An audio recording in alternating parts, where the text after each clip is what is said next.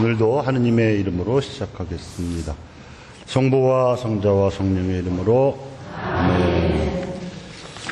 오늘은 9번째 신앙 고백인 모든 성인의 통공을 믿는다는 신조와 또 10번째 신앙 고백으로서 죄를 사하는 하나의 세례와 죄의 용서를 믿는다는 신앙 고백 신조를 가지고 공부하겠습니다. 사도신경에서는 거룩하고 보편된 교회를 믿는다고 고백을 한 다음에 모든 성인의 통공을 믿는다고 고백을 하지요. 이것은 앞의 고백을 명확하게 해주는 의미가 있습니다. 모든 성도가 친교를 나누는 공동체가 교회이기 때문입니다. 여기서 모든 성인이라고 할 때의 성인은 시성 대신 성인만을 말하는 것이 아니고 모든 신자들, 모든 성도들을 말합니다. 우리로 말하면 교우지요. 그리고 통공이라고 하는 말은 공을 서로 주고받는 데서 이룩되는 친교를 뜻합니다.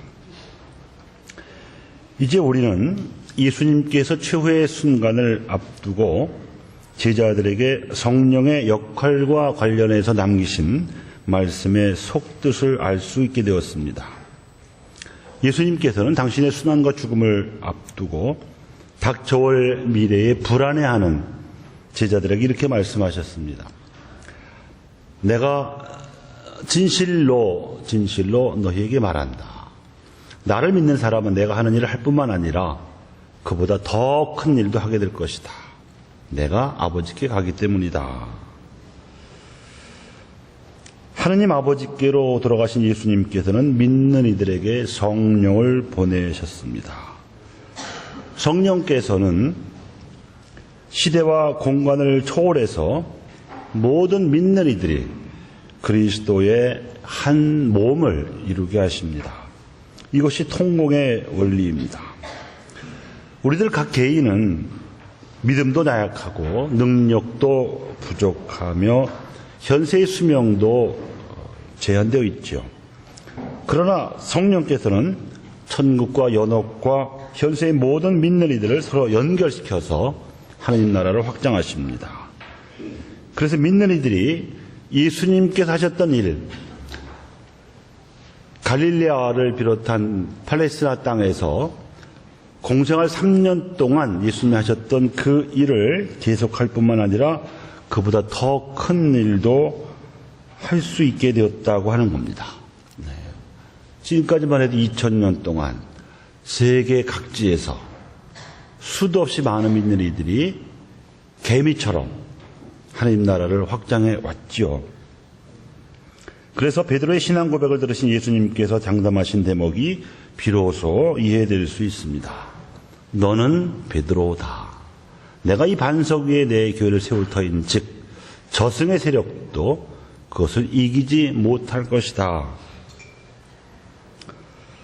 천국과 연옥 그리고 현세에 믿는 이들이 모두 성령의 이끄심으로 힘을 합쳐서 하느님 나라를 세워가는데 저승의 세력인들 무슨 힘을 쓸 수가 있겠습니까? 저승의 세력이 영향력을 미치는 범위는 어디까지나 현세에 국한되어 있습니다. 그것도 예수님의 능력을 알지 못해서 통공의 진리에 대한 믿음이 없는 이들에게 제한적으로 미칠 뿐입니다. 통공의 진리를 믿는 이들에게는 죽음이 영향을 미치지 못하죠. 우리 순교 선조들을 생각해 보시면 되겠습니다.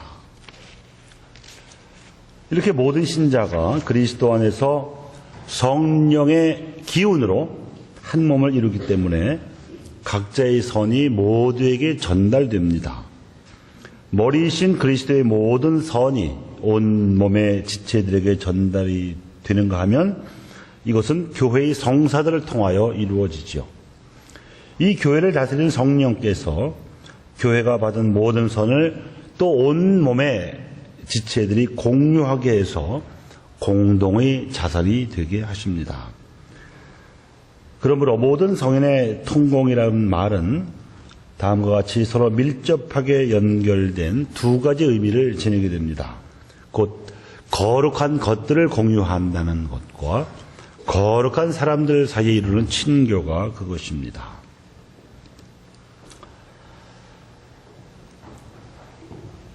초기 예루살렘 공동체에서 신자들은 사도들의 가르침을 받고 서로 친교를 이루며 빵을 떼어 나누고 기도하는 일에 전념하였다고 했습니다. 이것이 거룩한 것들, 즉 영적 자산의 공유인 바 구체적으로는 신앙과 성사와 은사와 재산과 그리고 사랑의 공유를 들 수가 있습니다. 신자들의 신앙은 사도들에게서 받은 교회의 신앙이고 나눔으로서 풍부해지는 생명의 보화입니다. 이것은 촛불이 옮겨 전해지는 이치와 비슷하지요. 하나의 촛불에서 다른 초로 불이 옮겨져도 불은 전혀 줄어들지 않고 오히려 더 커지면서 세상은 더 밝아집니다. 모든 성사의 효과는 신자 전체의 것입니다. 특히 세례 성사는 모두를 서로 묶어주고 또 예수 그리스도께 결합시키는 거룩한 끈과 같은 것입니다. 성사는 우리 모두를 하느님과 결합시켜 주기 때문에 모든 성사가 다 친교의 성사라고 할 수 있지만 그 중에서도 성체 성사가 그러합니다. 예수님에게서 시작된 성체 성사가 이제 수도 없이 많은 이들에게 옮겨지고 있지요. 또 교회 친교 안에서 성령께서는 교회를 건설하기 위해서 모든 계층의 신자들에게 각기 다른 특별한 은총도 나누어 주십니다. 이렇게 말씀의 은사도 나눠주시고 나눔의 은사도 나누어 주십니다. 이것은 모두 다 공동 이익을 위한 것입니다. 신자들의 공동체는 한마음 한뜻이 되어서 아무도 자기 소유를 자기 것이라 하지 않고 모든 것을 공동으로 소유하였다고 사도행전 4장 32절이 말해줍니다. 참된 그리스도인은 자신이 가진 모든 것을 모든 사람의 공동 소유로 여겨야 하고 가난한 이와 이웃의 불행을 도와줄 준비와 열의를 가지고 있어야 합니다. 그리스도인은 주님의 재산 관리인이기 때문입니다.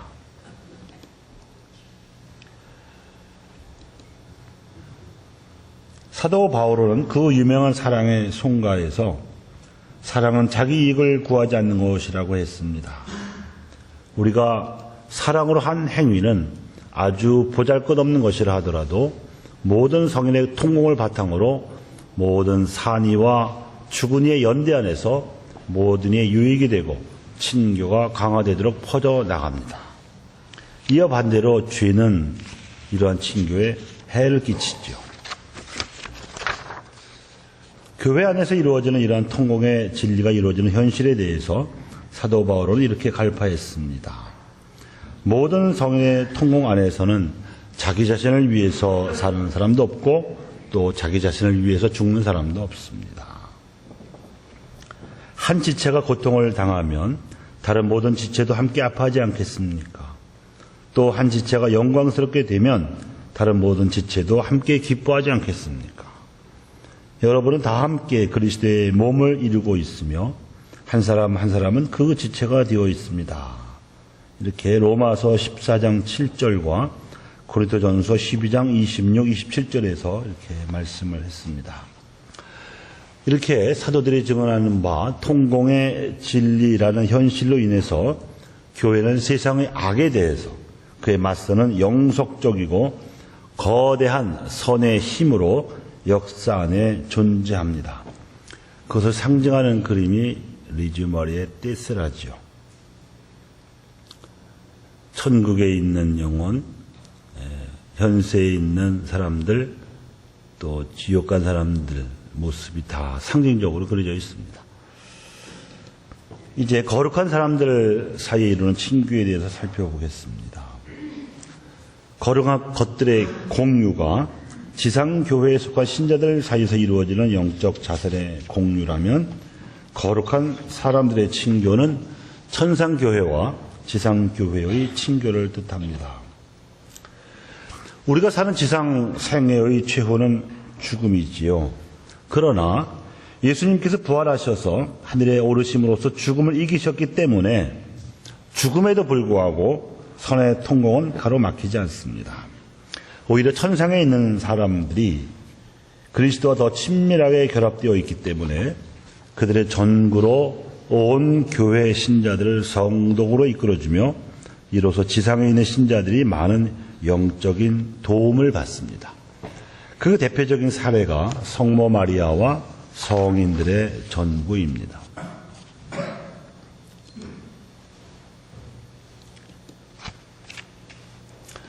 하느님을 믿고 신앙생활을 통해서 커다란 선행을 베풀기는 했으나 허물도 없지 않은 이들은 정화와 단련을 받고 나서야 하느님을 직접 배울 수 있습니다. 이들을 위해서는 지상에 남아있는 신자들이 연미사와 연도 그리고 보석의 선행을 통해서 도울 수 있습니다. 정화 기간을 줄이고 단련을 마치기 위해서 여러 개 간 영혼들은 스스로는 아무것도 할 수 없기 때문에 그렇죠. 지상교회 신자들의 기도와 보석 선행으로 도움을 받아서 천국에 올라간 영혼들은 지상에 있는 우리들을 위해서 더욱더 전구해 줄 것입니다. 천상에 있는 영혼들의 전구를 힘입어서 지상에 있는 우리가 서로 사랑하고 하나의 찬미가로 지극히 거룩하신 삼위일체 하느님을 찬미하면서 서로 기도해주고 선행의 공을 나눌 때에 교회의 통공 진리는 더욱 빛을 발하게 될 것이고 하나님 나라는 더욱 완성되어 나갈 것입니다.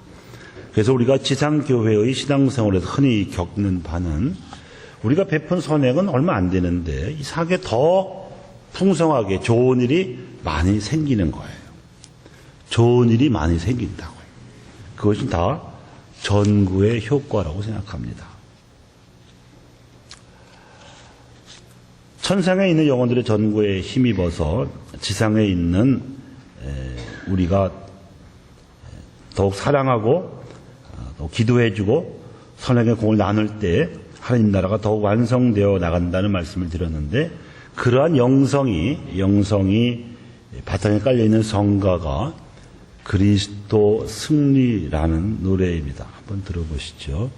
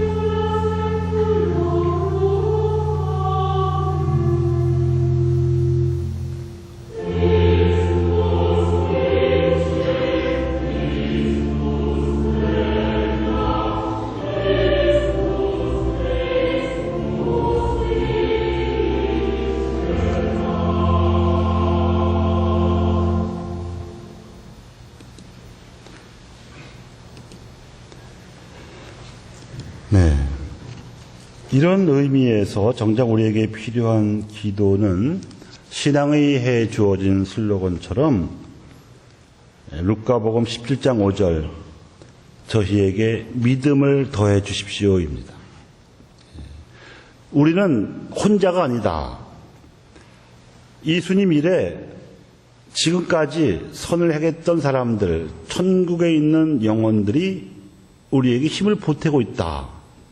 우리 앞으로도 그럴 것이다 하는 그런 동료의식, 이런 믿음이 필요하죠. 그것을 우리가 통공에 대한 믿음이라고 할 수가 있습니다. 지상에 있는 우리를 위해서 전구해 주시는 천상 성인의 대표격은 성모 마리아이십니다. 우리가 성모성에 후렴해서 기도하는 바대로 그분은 하느님의 어머니로서 이제와 우리 죽을 때에 우리 죄인들을 위해 빌어주시는 분입니다. 마리아는 그리스도의 몸 안에서 지체인 신자들이 교회 안에서 태어나도록 사랑으로 협력하신 분이기 때문에 교회의 어머니이시기도 합니다. 그러니까 마리아 공경은 통공의 진리에 있어서 거룩한 사람들 사이에 이룩되어야 할 으뜸 가는 친교라고 할 수가 있습니다. 성모 마리아께서는 당신 아드님께서 승천하신 다음 당신의 기도로 교회의 시작을 도와주셨습니다.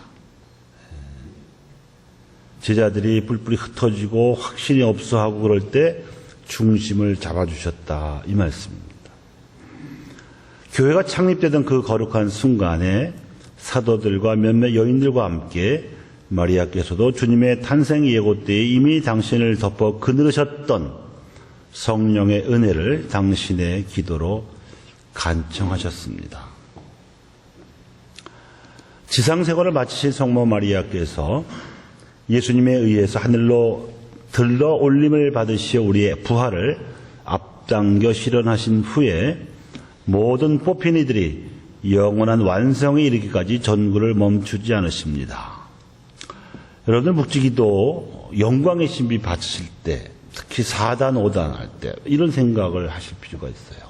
이게 내기야, 내기. 앞으로 내가 하늘에 불러 올림을 받을 건데 그거를 이미 성모님이 목표로, 전표로 선취하셨다는 기도란 말이죠. 그런 까닭에 성모 마리아께에 대한 교회 신심은 그리스도교 예배, 그리스도교 전례의 본질적 요소라고 할 수가 있습니다.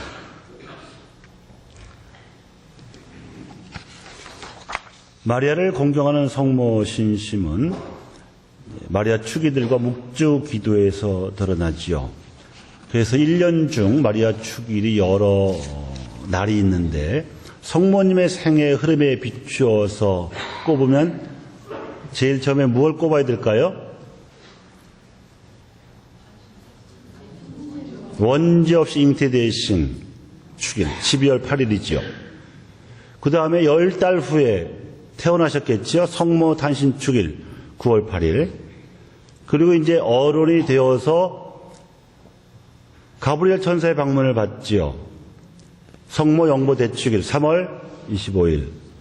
그리고 이제 예수님을 낳을 때 하느님의 어머니가 되시는 거죠. 천주의 모친 마리아 대축 1월 1일. 그리고 생애를 마치시고 어떻게 하늘로 들어 올림을 받으신 성모 승천 대축일 8월 15일. 이 5개의 축일을 우리가 크게 지내는 거죠. 그리고 환희의 신비나 빛의 신비, 고통의 신비, 영광의 신비로 이루어지는 묵주기도는 그 자체가 복음 전체의 요약이며 믿을 우리의 축소판입니다. 특히 그 각 단마다 그 신비에 대한 묵상이 그러해요.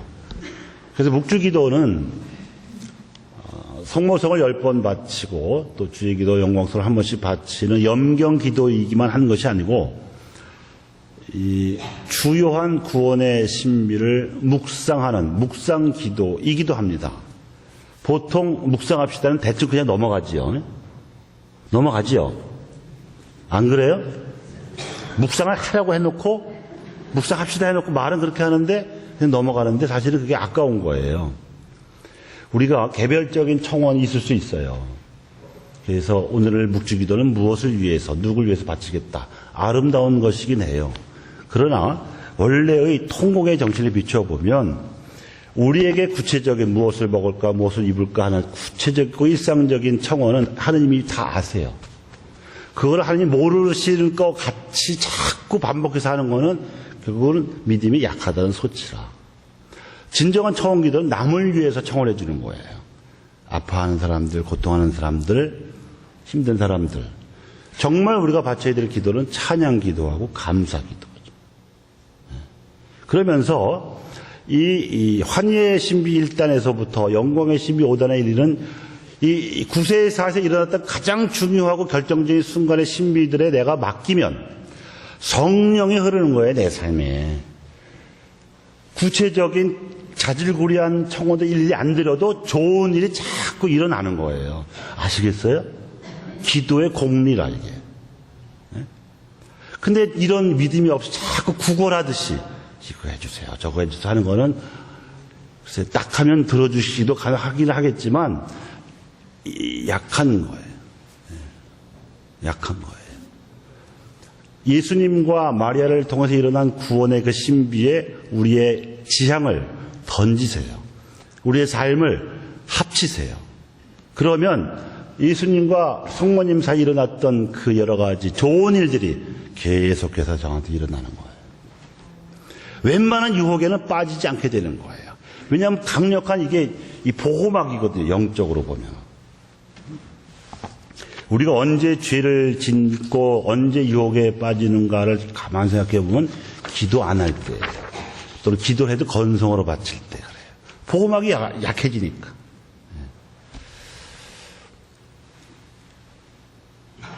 이제 두 번째로 죄를 씻는 유일한 세례와 죄의 용서를 믿는다는 신앙 신주에 대해서 공부를 하겠습니다.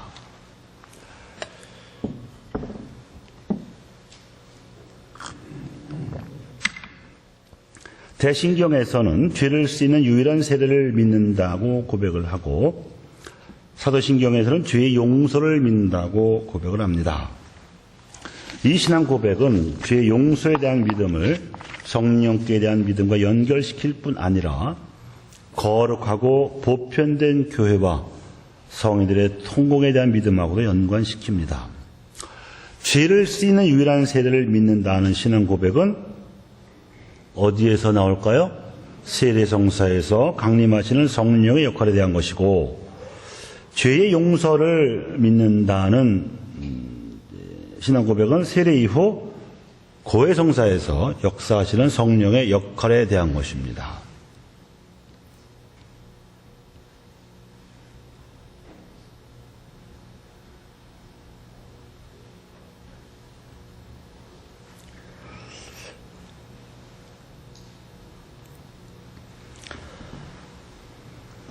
세례성사에서는 원죄의 사함을 받고, 고해성사에서는 원죄 이후 저질러진 본죄의 사함을 겨냥하고 있습니다.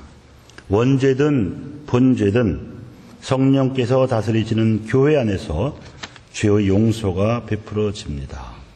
그리고 구체적으로는 죄를 용서하는 권한을 부여받은 사도들과 그 후계자들에 의해서 용서가 베풀어집니다.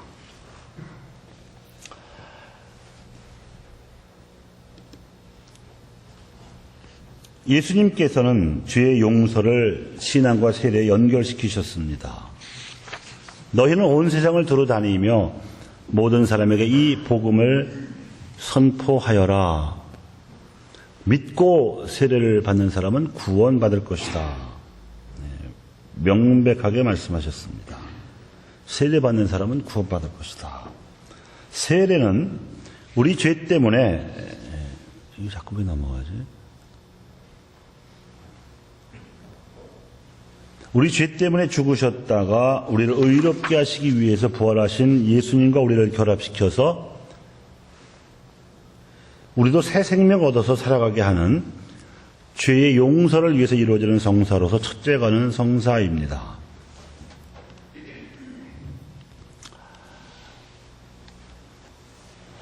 우리가 세례를 받을 때 처음으로 신앙을 고백을 하게 되고 그럼으로써 받게 되는 용서는 아주 충만하고 전적인 것이어서 원죄를 용서받는 것은 물론이고 세례를 받기 전에 지은 죄도 모두 용서받게 됩니다. 따라서 그 죄들을 속죄하기 위해서 받아야 할 벌도 다 없어집니다. 이처럼 세례로 인한 용서의 힘은 크죠. 그런데 우리가 세례를 받기 위해서 뭘 했죠?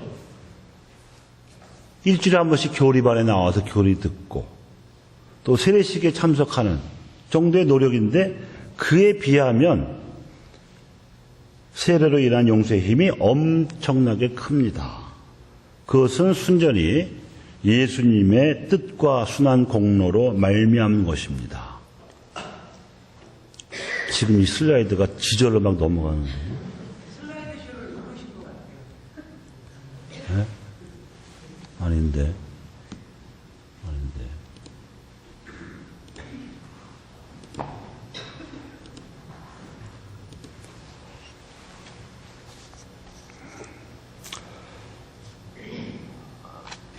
예수님께서는 니고데모에게 이렇게 말씀하신 적이 있죠. 누구든지 물과 성령으로 태어나지 않으면 하나님 나라에 들어갈 수 없다. 세례는 하나님의 자녀로 새로 태어나는 사건이지요. 못 말리겠네.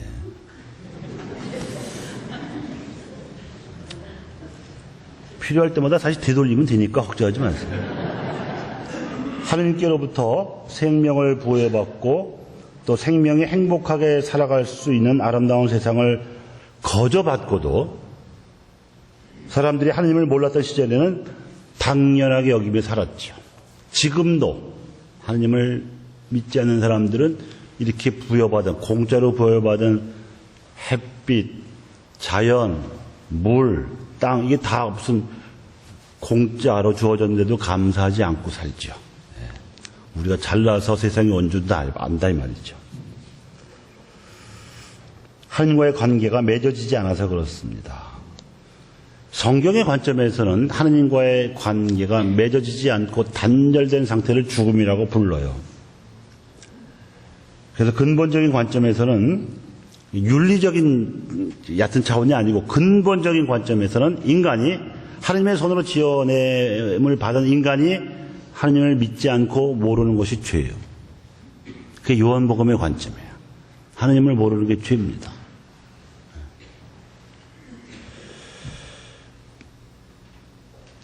그리고 이 죄로 말미암아서 죽음이 왔죠. 물질도 생성과 소멸이 그 근본 속성이거니와 생명도 탄생과 죽음이 운명입니다. 육신의 죽음 자체를 죄의 벌이다, 죄의 결과라고 하기는 어렵다 이 말이죠. 그런데 더욱 근본적인 관점에서 보면 창조주로부터 생겨난 생명이 창조주를 모르고 창조주와 단절된 상태가 바로 죽음입니다. 생명력이 오지 않기 때문이죠. 이 죽음을 극복하고 창조주 하나님과 새로운 관계를 맺게 되면 생명을 넘어서 영원한 생명이 주어지는 것이고 이것이 바로 세례성사의 은총입니다. 그래서 죄와 죽음이 지배하는 이 세상에 예수님께서 오셔서 하나님이 누구신지를 비로소 알려주셨습니다. 그런데 예수님의 말씀을 믿고 받아들이는 사람도 있었지만 더 많은 사람들은 예수님과 또 그분이 알려주신 하나님까지 거절했습니다. 조상 대대로 하나님을 잘 알고 믿어왔다고 자부하던 유대인들이 그렇게 했어요. 오히려 예수님을 두고 한낱 사람인 주제에 하나님 행세한다고 뒤집어 씌웠습니다. 그리고 예수님을 못 박아 죽였죠. 예수님은 그 운명을 모르고 당하신 게 아니고 어쩌다 당하신 게 아니고 알고 받아들이셨어요. 그러면서 그러한 죄를 짓는 사람들을 십자가 위에서 깨끗하게 조건 없이 용서하셨습니다. 하셨을 뿐만 아니라 세상 사람들이 하느님을 몰라서 죄 속에서 살아갈 수밖에 없는 이 총체적인 죄의 상태를 해소하기 위한 희생제물로 당신의 목숨을 바치셨습니다. 당신의 죽음을 받아들이셨어요. 그 희생의 공로로 세례를 받으면 모든 죄를 사함을 받게 되는 것이었습니다. 예수님의 공로예요. 우리 노력의 결과가 아니다 이 말이에요. 그리고 위에 말한 대로 사도들에게 온 세상 사람들에게 세례를 베풀라고 명하신 것입니다.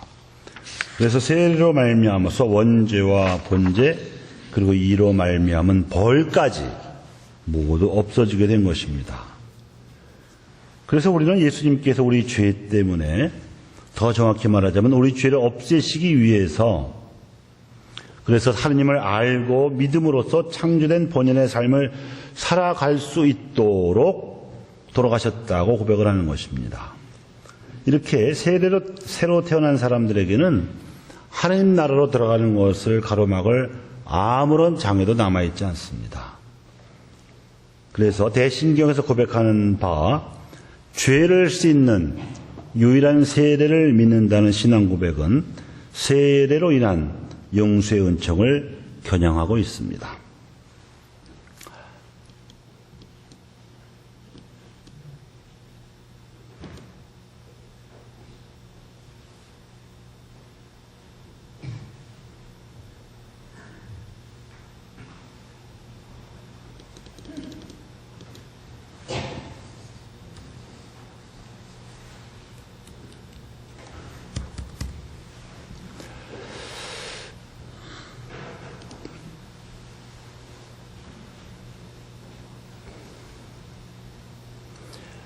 시간 설정이 되어 있었던 것 같아요. 아무튼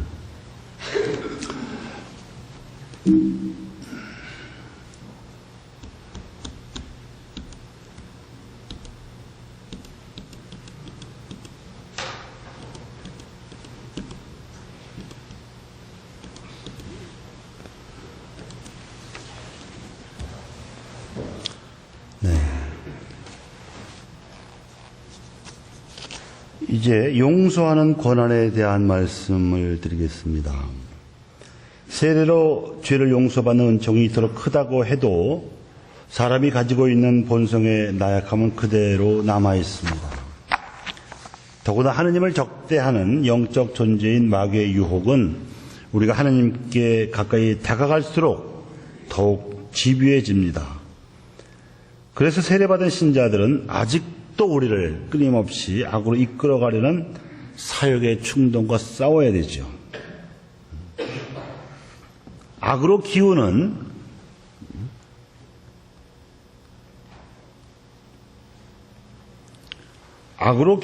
이 경향과의 싸움에서 자신의 힘만으로 이겨낼 사람은 아무도 없습니다.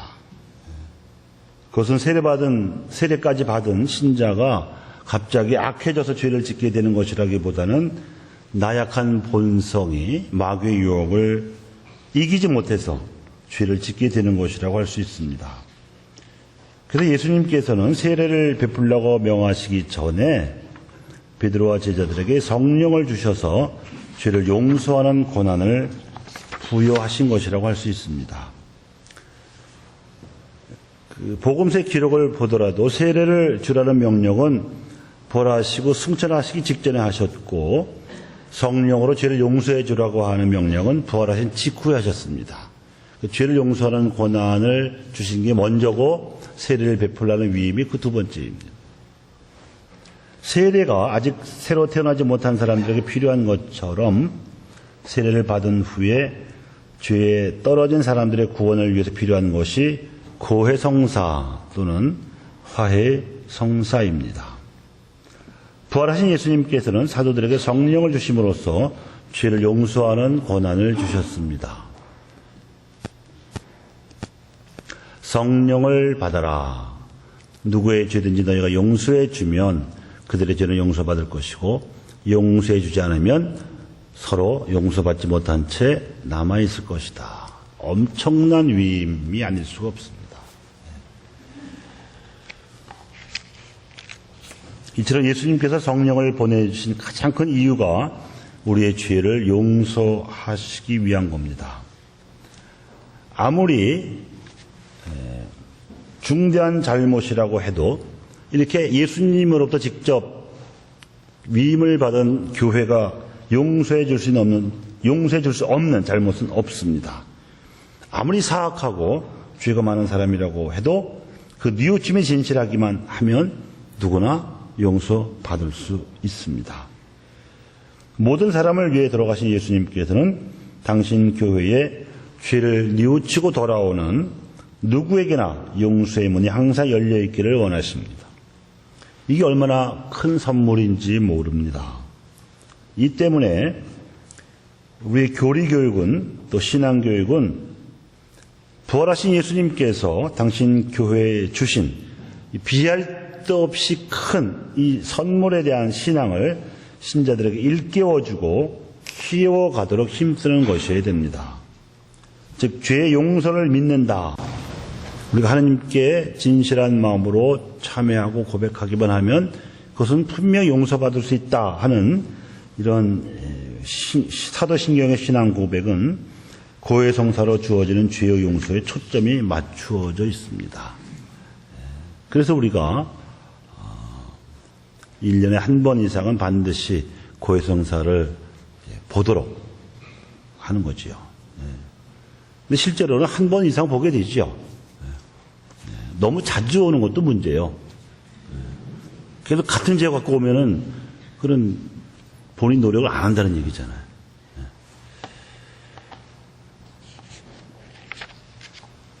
근데 여러분이 아셔야 될 것 중에 하나는 제가 최근에 31년 만에 고해하러 오신 분을 고해에서 만난 적이 있어요. 그걸 이 신부들은 대어를 낚았다고 그래요. 근데 이제 그 냉담 기간이 길면 길수록 고백이 짧아요. 생각이 안 나니까. 어떤 죄를 저질렀어도 용서할 수밖에 없는 조건인 거예요. 뭐 거기서 그렇게 오랜만에 왔는데 거기에 대고 호통을 칠 수도 없는 거고 그래서도 안 되는 거고 아이고 잘 오셨다고 앞으로 빠지지 마시라고 이제 그럴 수밖에 없잖아요. 그렇기 때문에 실제 자기가 저질렀던 죄에 대한 보석치고는 약하잖아요. 이래서 생겨나는 게 잠벌이에요. 잠벌. 이 잠벌을 없애기 위한 게 전대사라고요. 만약에 이걸 전대사로도 없애지 않으면 연옥에 가서 다 셈을 하고 다 깨끗하게 할 때까지는 꼼짝 못하는 거죠. 그러니까 보석 가볍게 받았다고 좋아하실 게 아니고 스스로 양심에 비추어서 내가 이 정도는 보석을 자발적으로 해야 되겠다 하는 생각을 하시는 게 합리적입니다. 아시겠습니까?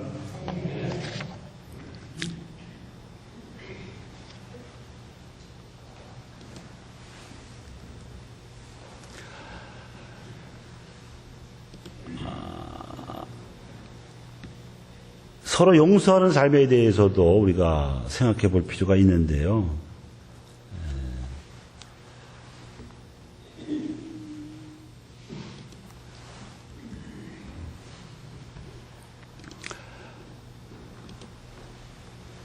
사람이 하나님께만 죄를 짓는 게 아니잖아요.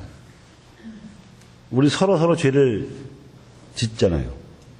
그러니까 용서도 하나님께만 받으면 충분한 게 아니고 죄를 지은 이웃에게 베풀기도 하고 받기도 해야 된단 말이죠. 그래서 용서는 인간관계에서 기본적인 사랑의 행위가 됩니다. 잘못하지 않은 사람이 없듯이 용서받을 필요가 없는 사람도 없습니다. 그래서 예수님께서는 제자들에게 주님의 기도를 가르쳐 주시면서 특별히 용서하기를 강조하셨습니다. 그뿐만 아니라 우리가 서로 베푸는 용서 행위를 하느님께 용서받는 조건으로 내세우셨습니다. 너희가 다른 사람의 허물을 용서하면 하늘의 너희 아버지께서도 너희를 용서하실 것이다.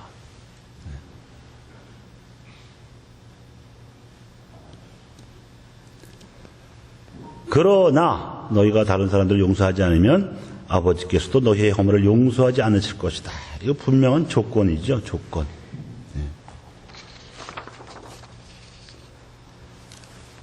우리가 서로의 그 잘못이나 죄에 대해서 얼마나 인색한지를 예수님은 잘 알고 계셨던 것 같습니다.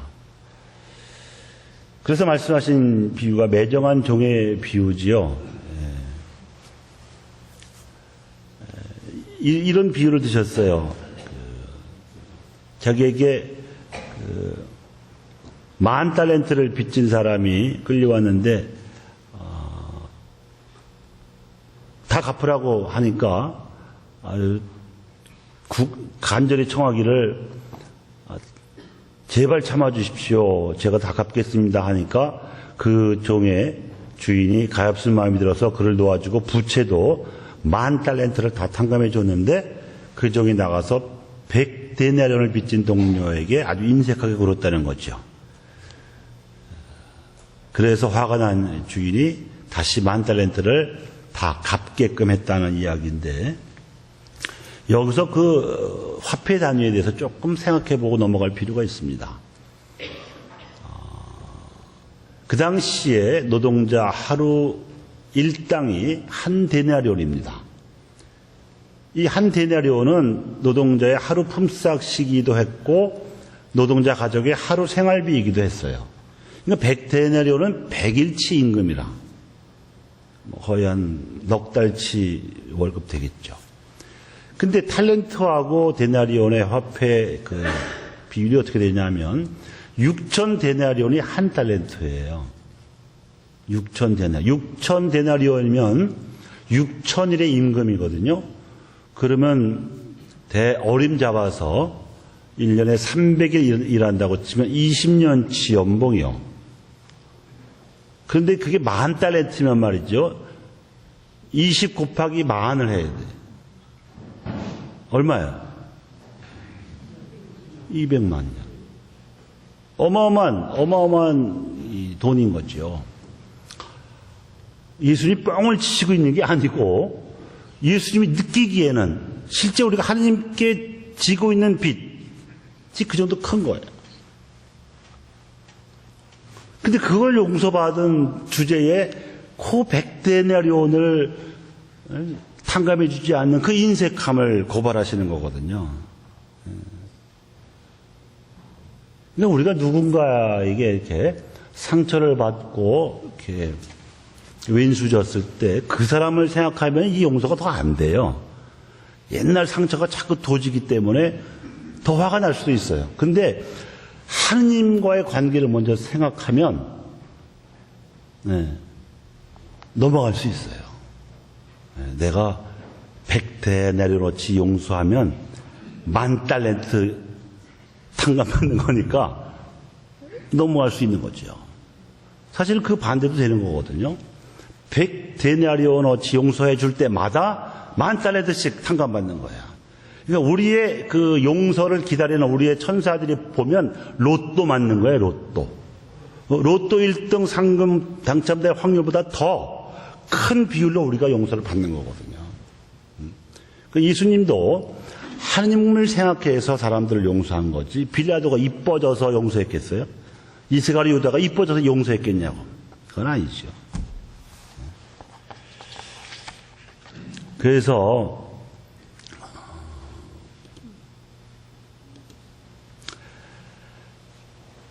사람이 살아가면서 용서받아야 할 짓을 하지 않기는 매우 어렵다는 것을 예수님은 너무나 잘 알고 계셨습니다. 그래서 남을 죄짓게 하는 일이 일어나지 않을 수는 없다. 그러나 불행하여라 이러한 일을 저지르는 자, 이 작은 이들 가운데 하나라도 죄짓게 하는 것보다 여러분 연자매를 목에 걸고 바다에 내 던져지면 어떻게 되죠? 죽죠. 연자매가 뭔지 아시죠? 아주 굉장히 큰 맷돌입니다. 황소를 이렇게 매달아 가지고서 돌려 할 정도로 큰 맷돌이. 이거 사람 목에 걸기도 어렵지만 그거 매달고 바다에 빠지면 익사하지요. 그렇게 죽는 게 낫다는 거예요. 그 정도로 죄짓게 하는 것은 하나님이 싫어하신다 이거야. 지옥 갈 일 하지 마라 그 말이지요.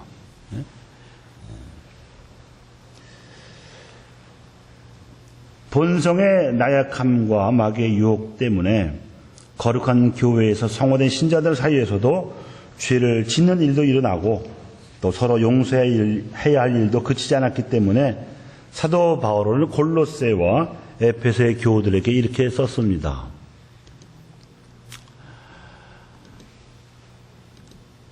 하느님께 선택된 사람답게 마음에서 우러나오는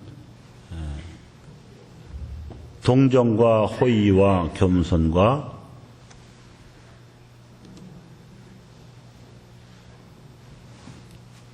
온유와 인내를 입으십시오. 서로 참아주고 서로 용서해 주십시오. 서로 너그럽게 대하고 서로 용서하십시오. 이렇게 서로 용서해야 하는 이유는 예수 그리스도께서 모범을 보여주셨고 우리도 하나님의 용서를 받기 위해서입니다. 이 용서로 죄를 없앨 수 있다는 진리를 믿을 수 있다는 것이 얼마나 인간을 다양스럽게 만드는지 모릅니다. 죄가 저질러졌다고 해도 죄로 인한 상처와 그 벌에 절망하지 않고 끊임없이 정화되고 깨끗해지는 은총이, 희망이 가능한 것이기 때문입니다. 또 한편 생각하면 죄는 하느님만 용서하실 수 있는 거잖아요. 다만 나한테 잘못한 사람에 대해서는 나도 그 사람을 용서할 수 있는 거기 때문에 그 점에 관한 내가 하느님 반열에 오르는 거예요. 용서에 관한 용서할 수만 있다면 하느님의 권한에 참여하는 거죠. 이게 얼마나 중요한지 몰라요. 오늘 여기까지 하겠습니다. 성부와 성자와 성령의 이름으로 아멘. 감사합니다.